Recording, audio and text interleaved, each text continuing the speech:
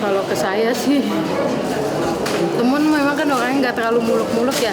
Dia cuma pengen bikin orang seneng, orang bahagia, itu aja. Dia itu penghibur pelawak gitu. Jadi kita kalau pelawak itu menghibur masyarakat, dia kita menghibur masyarakat juga, menghibur pelawak juga gitu.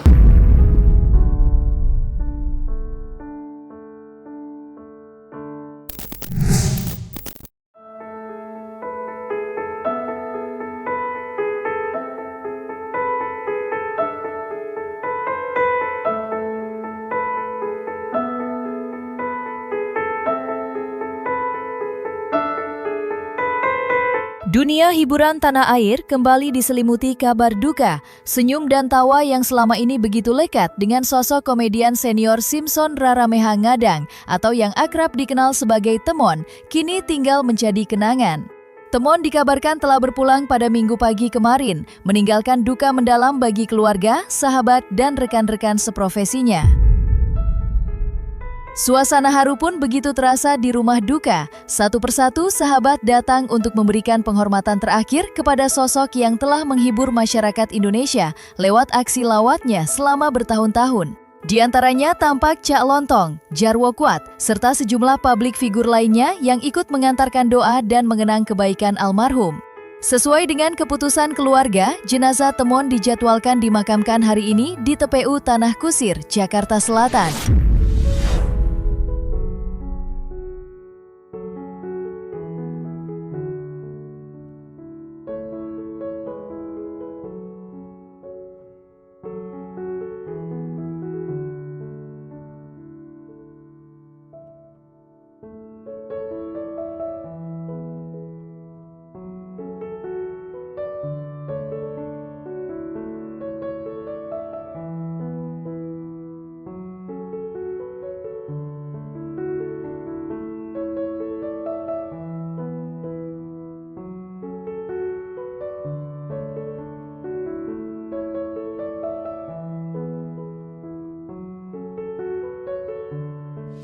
Terus kemudian ya positif bahwa Bang Temon sudah meninggalkan kita semua, dan ya baru ini sekarang baru sampai di sini dipindahin ya ke gereja Melawai ya. Ya kita turut berduka cita lah teman-teman seniman komedi semuanya, bahwa Bang Temon itu dedikasinya luar biasa kepada seni komedi ya, dalam menghibur masyarakat Indonesia, dan kita cuma bisa berdoa semoga Bang Temon mendapatkan tempat yang layak di sisi Tuhan Yang Maha Esa.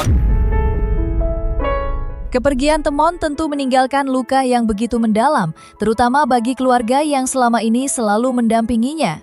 Di tengah suasana duka, sang istri, Mae, membagikan kisah mengharukan tentang momen-momen terakhir sebelum sang komedian berpulang. Menurut penuturannya, pagi itu Temon masih sempat menikmati secangkir teh hangat di rumah seperti biasanya. Tak ada yang menyangka, beberapa saat kemudian kondisinya berubah drastis. Temon mendadak mengeluhkan nyeri hebat di bagian dada yang disertai sakit kepala. Melihat kondisinya yang terus menurun, keluarga pun segera membawanya ke rumah sakit agar mendapatkan penanganan medis secepat mungkin. Namun setelah menjalani pemeriksaan, tim dokter menyatakan bahwa Temon mengalami penyumbatan pembuluh darah menuju jantung yang bersifat fatal. Kabar itu pun menjadi kenyataan pahit yang harus diterima keluarga dan orang-orang terdekatnya. Buat saya dia ngeluh sakit itu sesuatu yang udah dia nggak bisa tahan. Jadi saya udah kasih dia kepengen ini, saya bilang ayo kita ke rumah sakit. Akhirnya kita ke rumah sakit, terus di sana langsung saya daftar memang sama anaknya, karena sama Riko yang pertama dibawa, langsung ada rekam jantung, dilakuin rekam jantung. Pas sudah dilakuin rekam jantung, pas sudah selesai dikasih tahu nih sama dokter hasilnya. Saya bilang ini gimana dok? Dokter juga pas ngelihat hasilnya memang udah agak ngelihatnya, mungkin beliau ngerti ya namanya dokter kayak wah gitu. Terus cuman ini ada penyumbatan Bu di jantung. Terus kalau kayak ini dalam hal ini ya istilahnya itu kayak serangan jantung lah dibilang gitu. Terus saya minta tolong dok gimana ini, ya udah ini kita lakukan tindakan pertama lah istilahnya, kita kasih yang penahan sakit, terus dikasih obat tuh ada 2 macam, terus sudah itu dikasih diambil darah untuk di lab, udah diambil, terus kita ronsen, saya ikut juga ke ronsen. Udah masih biasa, masih bisa diajak ngobrol gimana, balik lagi ke ruang IGD. Pas sudah gitu udah dikasih obat yang di bawah lidah, saya nggak tahu namanya ya, pokoknya untuk jantung itu sekali. Terus ditanya ada perubahan nggak ada perubahan, dikasih satu lagi seizin dokternya, ya nggak apa-apa dikasih 2 kali. Dikasih kedua udah diem tuh, dia udah agak masih sadar tapi udah ngantuk, itu udah nguap-nguap ngantuk. Ditanya sama suster yang cowok, ada perubahan nggak sakitnya dari jalan ke rumah sakit sama yang sekarang? Sedikit ada perubahan tapi masih sakit. Ya udah saya tungguin, kita lihat, saya ngeliatin monitor aja kan dari darah, detak jantung gitu. Tapi nggak lama ya udah diambil. Tangan saya dia kenceng gitu lah narik, karena dia juga ditarik, ternyata diambil. Di situ saya nggak tahu ya, maksudnya pas sekarang saya pikir ternyata memang di situ dia udah diambil semuanya. Jadi dokter, saya teriak, "Dok, tolongin suami saya, ini kenapa?" Dilakuin semua tindakan kan, ditutupin segala macam, ada yang dadanya ditekan-tekan gitu lama semua. Terus saya disuruh keluar nunggu, nggak ada hasilnya. Jadi ya memang dari pas di awalnya memang udah nggak ada sebetulnya. Jadinya ya gitu, jam 8:22 udah dilakukan tindakan sampai akhirnya jam 8:37 kalau nggak salah itu dinyatakan meninggal oleh dokter. Kalau jantung sendiri baru kali ini atau pernah sebelumnya? Belum. Baru kali ini. Temuan modelnya nggak pernah pengen orang repot ya. Mungkin dia pernah ngerasain tapi nggak cerita sama saya. Tapi untuk jantung baru pagi ini dia bilang sakit. Makanya saya udah bilang, oh ini kalau dia udah ngomong sakit itu berarti yang memang dia udah nggak bisa tahan. Makanya saya langsung bawa ke IGD. Kayak gitu, sebelumnya nggak ada riwayat jantung, dia mempunyainya darah tinggi. Makanya saya nggak pernah nyangka kalau beliau atau almarhum suami saya itu ada ke jantung, beneran nggak ada. Di mata keluarga, Temon dikenal sebagai pribadi yang begitu kuat. Selama ini ia hampir tak pernah mengeluhkan kondisi kesehatannya, bahkan kerap memilih memendam rasa sakit agar orang-orang terdekatnya tidak ikut merasa khawatir. Namun di balik sikap tegar itu, sang istri mengaku sempat merasakan firasat yang berbeda beberapa waktu sebelum kepergian almarhum. Mae menceritakan Temon tiba-tiba meminta agar diputar kembali rekaman video lama anak bungsu mereka saat masih bayi. Momen sederhana itu mendadak berubah menjadi begitu emosional ketika Temon terlihat tak kuasa menahan air mata sambil menatap wajah sang buah hati dengan penuh kasih. Saat itu, keluarga tak pernah menyangka bahwa kebersamaan tersebut akan menjadi salah satu kenangan terakhir yang mereka miliki. Kini, momen-momen penuh haru itu menjadi kenangan yang tak ternilai bagi keluarga. Sosok Temon mungkin telah berpulang, namun kasih sayang, perhatian, dan cinta yang ia tinggalkan akan selalu hidup di hati orang-orang yang begitu mencintainya. Kalau di saya, dia selalu bisa bikin saya ketawa, sekesel apa saya, apapun, dengan omongan dia sedikit pun itu pasti udah bikin saya ketawa. Dia istilah menderitanya dia itu sebetulnya jadi kayak kadang dia bilang, nih seneng kan kalau bang yang menderita gitu, saya ketawa. Dia tempat saya ketawa, saya kenal dia udah lama. Dari umur saya 18 tahun.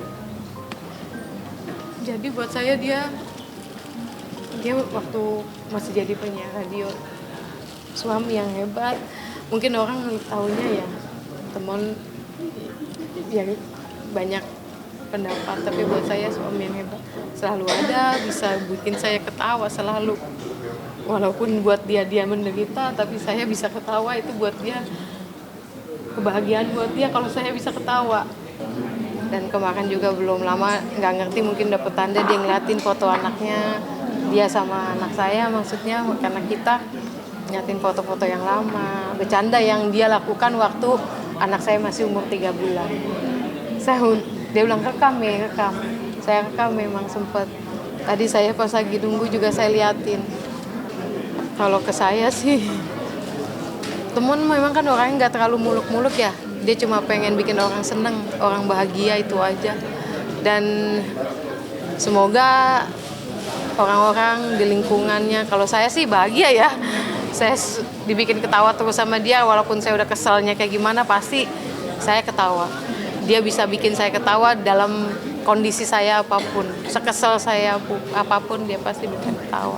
Kalau untuk Nazar sih, kayaknya dia nggak ada spesifik yang dia cuma tadinya pengen nemenin anak saya sampai dia gede lah, pasti.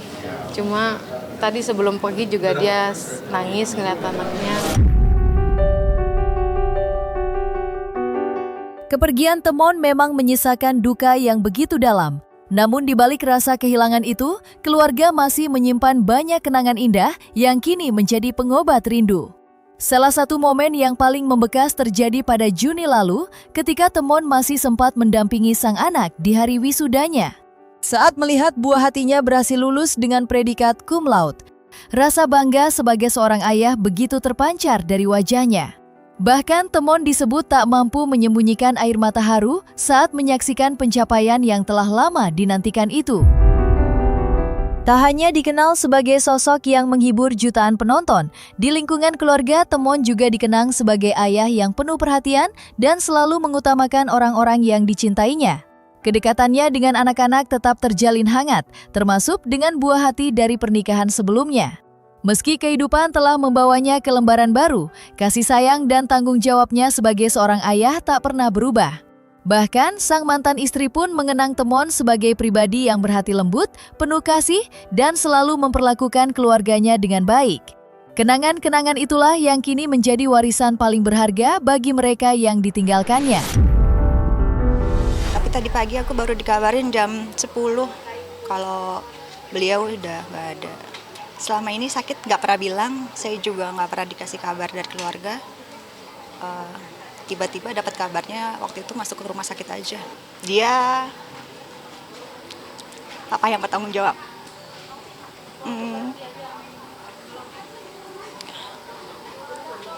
Yang pasti baik. Aku juga nggak terlalu tahu karena sudah berpisah jadi lost communication. Rencana besok. Ya keluarga, ya ada beberapa yang dari luar. Dimakamkannya di mana? Di Tanah Kusir kemungkinan. Dekat keluarga, biar gabung sama keluarga. Ya dia sih baik ya, mungkin terlalu baik jadi orang, jadi gimana ya. Kalau sama anak-anak sih dia care banget, peduli banget. Ya jadi anak-anak buat dia yang utama deh. Ya dia sayang sama anak-anak. Dia kalau waktu masih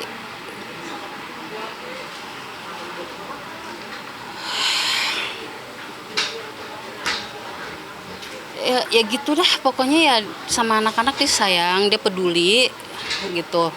Ya namanya walaupun gimana anak ya lucu aja sih orangnya. Ya memang bawaannya dia seperti itu. Tapi kalau ya dia ada humorisnya, cuman kalau lagi ada waktunya dia serius ya dia juga bisa serius kok. Lancar-lancar aja, dia pakai WhatsApp aja, via WhatsApp. Tapi kadang-kadang juga mereka ketemu. Dan saya nggak pernah menghalangi mereka untuk ketemuan gitu. Dan Rambu juga kalau mau ketemu sama papanya selalu izin sama saya. "Ma, papa ngajak ketemuan." Kayak minggu kemarin kan dia mau jalan 2 minggu yang lalu ya. Terakhir mereka jalan, Rambu izin sama saya.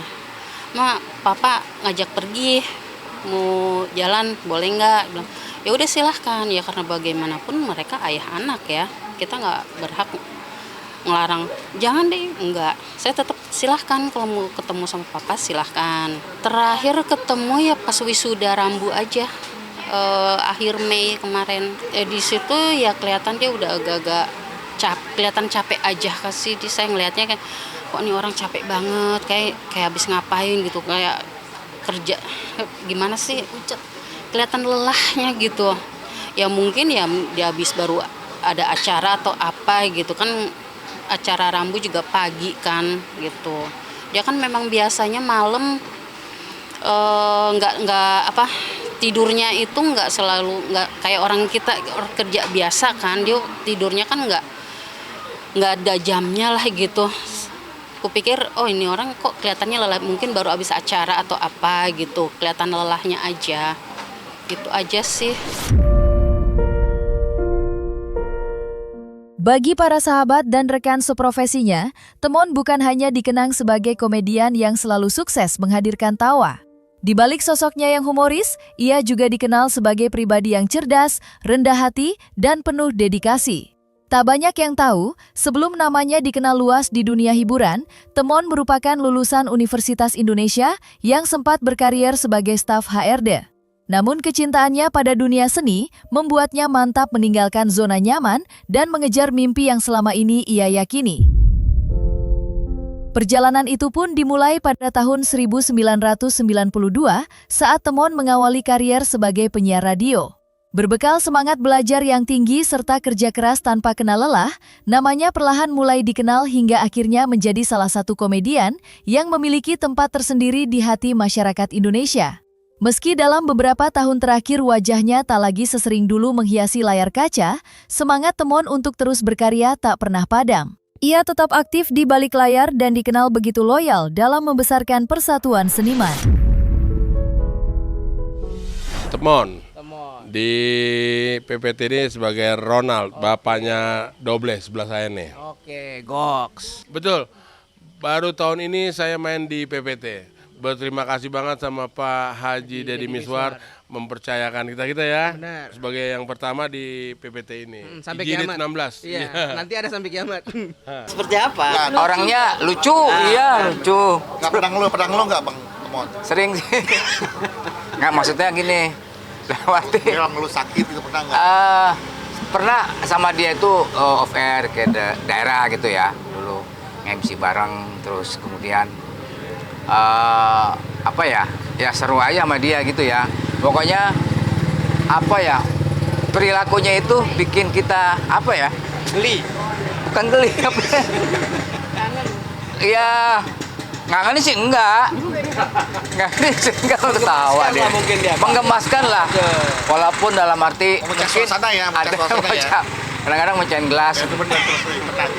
Ya mungkin yang lebih populer lagi si Cing Abdel ya, Ya, gimana mereka sudah bertahun-tahun produksi bareng sebuah program, kemudian sering off air juga, dan ya itu aja sih, orangnya sih asik-asik aja gitu. Suka marah nggak? Pernah lihat Bang? Nggak pernah, dia nggak pernah marah dia cuma marah sama kehidupan dia doang sendiri gitu. Dia itu penghibur pelawak gitu. Jadi kita kalau pelawak itu menghibur masyarakat, dia kita menghibur masyarakat juga, menghibur pelawak juga gitu. Honornya double. Jadi kita dapat, jadi masyarakat dapat. Iya gitu, orangnya baik lah.